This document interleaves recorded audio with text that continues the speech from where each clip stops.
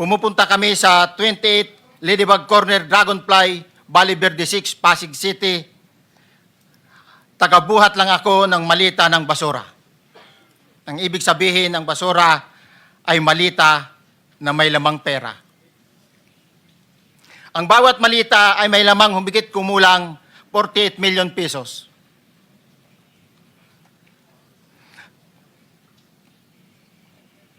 Ang bawat malita ay may post-it na nakadikit na nakasaad kung magkano ang laman ng bawat malita.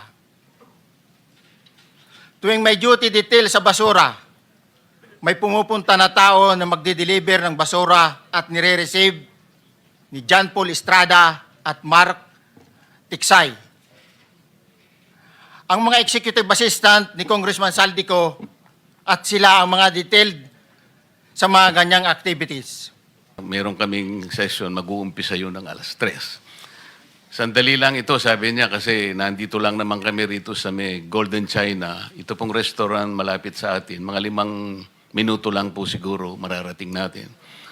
So ako po ay nagparaya at pinuntahan ko kung sino yung sinasabi niyang tao. Kasi po meron na raw po siyang draft na salaysay na kung gusto ko raw pong makita. So Mr. Chair, ako po ay nagpa-unlock para makita kung talagang meron ngang ganung tao at meron nga siyang gustong isalaysay. Nakita ko po yung tao at pinabasa niya po sa akin yung isang salaysay na nakaporma na po. Binasa ko po. Yun pong salaysay na yun ay nagsasabi ng kanyang pagkalungkot at siguro pagkabahala, sabi niya, na bakit nangyayari sa ating bansa ito. At nalulungkot siya, Mr. Chair, sapagkat meron siyang partisipasyon doon eh. At nung makita ko ang kabuuan ng kanyang salaysay, meron po siyang personal na kaalaman para ikonekta si Representative Saldico kay former Speaker Martin Romualdez. Sabi ko, hindi ako pwedeng magtagal, nabasa ko na ito, hahabol ako sa aming sesyon, alas 3. Pero kung talagang ikaw ay voluntaryo mong gustong gawin yan, sang-ayon sa iyong nilalahad dito, di sige, i-finalize mo yan. At gusto ko, ipanotaryo mo sapagkat hindi po pwedeng hindi notaryado yan. At kung buo ang loob mo at talagang yan ay matagal mo nang iniisip, pumunta ka ako bukas ng umaga sapagkat meron kaming pagdinig. Mr. Chair, nandito po yung tao at hawak ko po yung ilang piraso ng kanyang sinumpaang salaysay. Kung po pwede po sana natin siyang tawagin ngayon, para ngayon siya po ang mismong maglahad ng kanyang salaysay sa ating gitna. Okay, you may call him.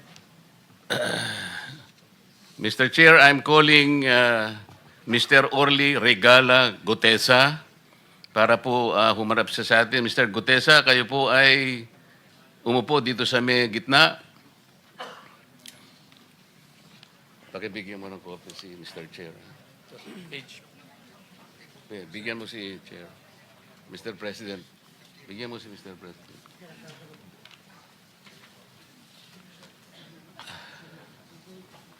Manatili ka muna nakatayo kasi nunumpa ka.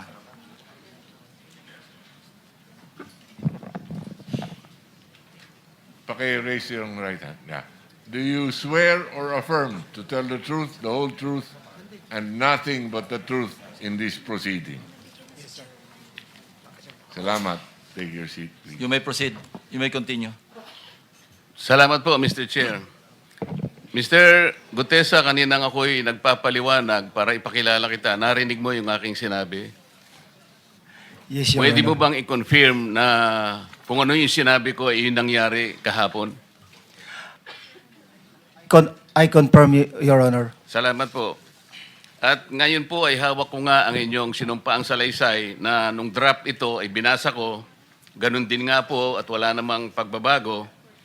At gusto ko lamang pong sabihin ninyo na mayroong pirma sa ibabaw ng pangalang Orly Regala Gutesa. Kayo po ba ang nagpirma nito? I confirm, Your Honor. At gaya po ng sinabi nyo sa akin kahapon, voluntaryo ninyong ginawa ito At wala namang namilit sa inyo. At katotohanan yan, ako nga po ay ininyayahan nyo para makita ko yung inyong salaysay. Yes, Your Honor. Ito po, ipinanotaryo ninyo. Nakikita ko rin po. Totoo po ba itong notaryong ito? Totoo po, Your Honor. Okay. Ngayon, kayo na po ang magbasa para sa ganun ay marinig po ng buong kapulungan. Pwede po niyong basahin ang inyong salaysay. Maraming salamat, Your Honor. Mr. Chair, can he proceed? He may proceed. Ako po'y nagpapasalamat sa pagkakataong ito. Sa Senate Blue Ribbon Committee, Senador Ping Lacson, sir. At sa iba pang member na nandito po. Ako po si Orly Gutisa, may asawa, nasa tamang edad, Pilipino, makatapos makapanumpa na ngayon sa umiiral na batas ay nagsasaad at naglalahad ng gaya ng mga sumusunod. Ako po ay lumabas upang magsalita sa isyu na ito. Bilang isang dating sundalo, inaalay ko ang aking buhay para sa ating bansa. Sa pagkakataong ito, nagdesisyon akong magsalita at maglabas dahil ayokong maging masama ang kinabukasan ng aking mga anak, apo ko sa darating na panahon. Ayoko pong naririnig ko at napapanood ko sa pagdinig ng Blue Ribbon Committee at ngayon ko po napagdugtong-dugtong yung naging partisipasyon ko po sa anomalya at korupsyon na ginawa at lumalabas sa hearing na ito. Yung palang pera na binubuhat namin at dinideliver mula sa masamang gawain na nagdulot ng baha na ikinamatay ng tao at imbes na gamitin ang pera sa edukasyon, medikal at programa na mapunta lamang pala sa bulsa ng mga politiko. Mabigat po sa akin magsalita dahil may pamilya ako. 4 ang anak ko, nag-aaral pa. May asawa ako at nangangalaga sa aking mga anak at marami akong kasama sa operasyon na may kinalaman sa ibabahagi ko sa inyo. Nagtatrabaho lang po kami ng mga kasama kong sundalo sa Philippine Marines. Huwag sana isipin na aking mga kasama na nagtatraidor ako. Ako sa aming trabaho at pinagsamaan dahil pare-parehas kaming may pamilya at gusto lang naman naming ayusin ang kinabukasan ng bawat isa. Wala akong iniisip na kapahamakan para sa kanila bagkos ang gusto ko lang maiayos ang kinabukasan ng bayan at lahat kami. Noong December 5, 2004, na-hire ako bilang security consultant sa Ako Bicol Party List or AKB kay Congressman Saldico. At nasimula ang duty ko kay Congressman Saldico. Bawat umaga, nagre-report ako sa BGC sa Horizon, sa Bonifacio Global City, kung saan nakatira si Kong Saldico. Tuwing may duty at detailed ako sa basura, it means itong basura,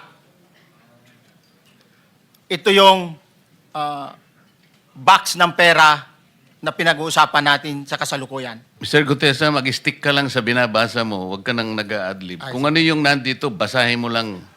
Yes, Your Honor. Tuwing may duty detail ako sa basura, pumupunta kami sa 28 Ladybug Corner, Dragonfly, Valle Verde 6, Pasig City. Tagabuhat lang ako ng malita ng basura. Ang ibig sabihin ng basura ay malita na may lamang pera. Ang bawat malita ay may lamang humigit kumulang 48 million pesos.